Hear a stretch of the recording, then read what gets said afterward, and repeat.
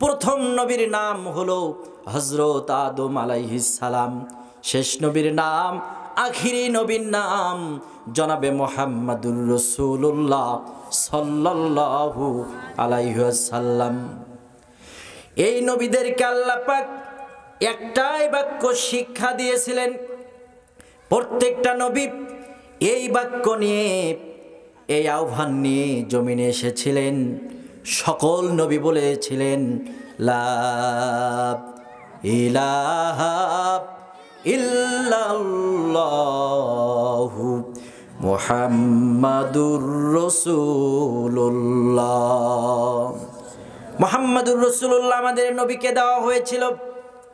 লা ইলাহা ইল্লাল্লাহ সর্বসম্মতিক্রমে সকল নবীকে দিয়েছিলেন।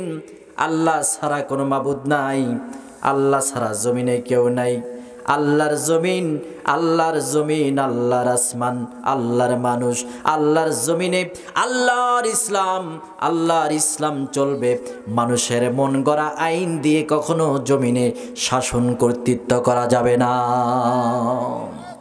মানুষের আইন দিয়ে সংসদ ভবন চালানো যাবে না, মানুষের আইন দিয়ে জাতিসংঘ চালানো যাবে না, মানুষের আইন দিয়ে ইউপি পরিষদ চালানো যাবে না, মানুষের বানানো আইন দিয়ে জেলা কার্যালয় চলবে না, মানুষের বানানো আইন দিয়ে বিচারিক কার্যক্রম চলবে না, মানুষের বানানো আইন দিয়ে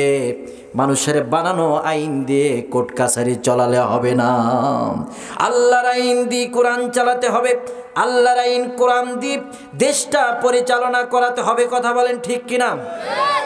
আল্লাহর আইনের কথা বলতে কি আপনার আমার হৃদয়ের স্পন্দন শহীদ মরহুম আল্লামা দিলওয়ার হোসাইন সাইদিকে এই